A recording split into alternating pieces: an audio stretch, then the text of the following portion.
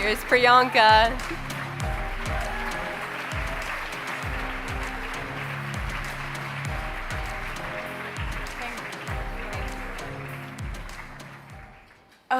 Good afternoon, everyone. I'm going to just keep it here. Good afternoon, everybody. This is Ava. She's 16 years old.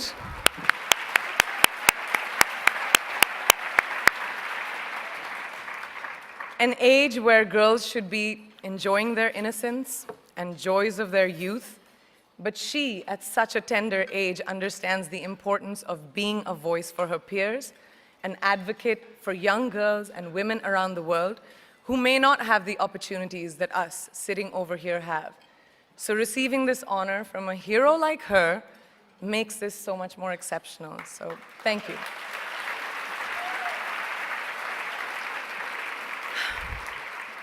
Good afternoon, and thank you, and wow, I am so privileged and so honored to be sharing this afternoon with all of you and these incredibly amazing women that are being honored today. I'd like to extend my congratulations to each one of you, Octavia, Michelle, Kelly, Patty, and all 50 women that have been included in the Impact Report. Your achievements not just inspire me, but also so many others to work harder, to be better, and to make a dent wherever we can. So I'm very, very proud to be standing alongside of you. So in life, you know, there are moments when you stop and ask yourself, how did I get here? Like, why am I standing here?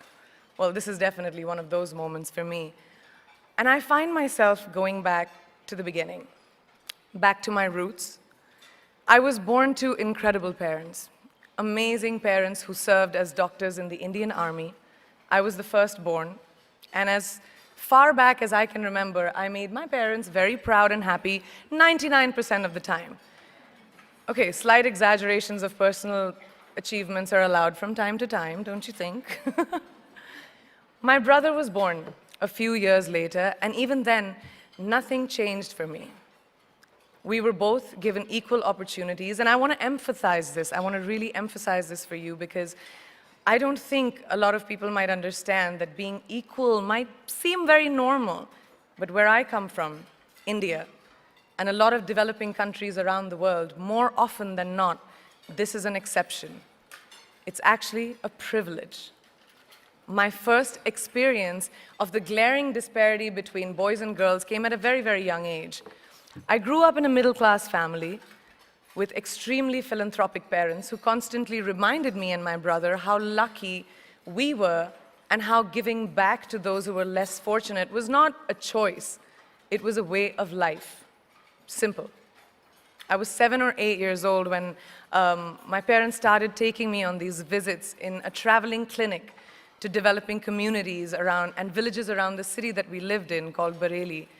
We were packed into this ambulance, and my parents would provide free medical care to people who couldn't afford it. My job at the age of 8 was assistant pharmacist. So I would count all the medicines, put them in an envelope, and give it out to patients, and I really took my job very seriously, very seriously. But the more I went on these expeditions, the more I began to notice the simplest things that distinguished a boy from a girl, or a man from a woman. For example, girls were pulled out of school when they hit puberty because they were considered ready for marriage and babies. That's 12 and 13, while boys still enjoyed their childhood. Or basic human rights, such as healthcare, were denied just because they were women. Let's call this whole experience trigger number 1 for me. Fast forward a few years and many, many triggers in between. Like a producer-director, for example, early on in my career, I must have been about 18 or 19, telling me that if I didn't agree to the ridiculous terms or painfully low salary in his movie, that he would just replace me. Because girls are replaceable in the entertainment business. That was a memorable one. Made me decide to make myself irreplaceable. But I think what really moved the needle for me and ultimately led me to create the Priyanka Chopra Foundation for Health and Education, and around the same time partner with UNICEF, was an encounter with my housekeeper's daughter. About 12 years ago, I came home from set early one day, and she was sitting in my library reading a book. And she must have been 8 or 9 years old, and I knew she loved reading. So I asked her, I was like, it's a weekday, why aren't you in school? And she said, oh, I don't go to school anymore. So I went and asked her mother, and I said, why isn't she in school? And her mom said that her family couldn't afford to send her and her brothers to school, so they chose the boys. The reason: she would eventually get married, and it would be a waste of money. I was completely blown, and it shook me to my core.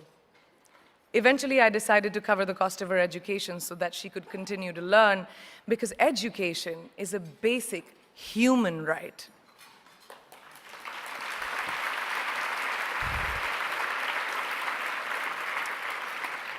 And a huge necessity, especially today. From that point on, I was determined to make a difference in as many children's lives as I could, in whatever big or small way that I could contribute.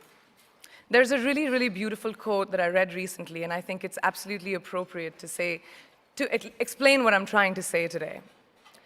The hand that rocks the cradle, the procreator, the mother of tomorrow, a woman shapes the destiny of civilization. Such is the tragic irony of fate that a beautiful creation such as a girl child is today one of the gravest concerns facing humanity. Girls have the power to change the world. It is a fact, and yet today, girls are more likely than boys never to set foot in a classroom, despite of all the efforts and progress made over the last 2 decades.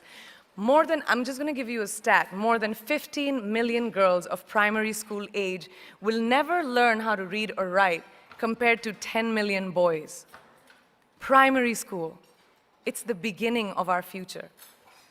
Over the last 11 years, I have witnessed firsthand the incredible work that UNICEF does for children around the world, especially victims and survivors of child marriage, displacement, war, sexual violence. But there is still so much work to do. And for me, that is the fuel to my fire. The reason I'm so committed to this cause, and that is where my passion stems from, because I know that a girl's education not just empowers families, but communities and economies. A result of her education, we all do better. It's just as simple as that. As entertainers and influencers sitting in this room, I feel that it's our social responsibility to be a voice for the voiceless, which is why I applaud each and every woman in this room for being such a badass.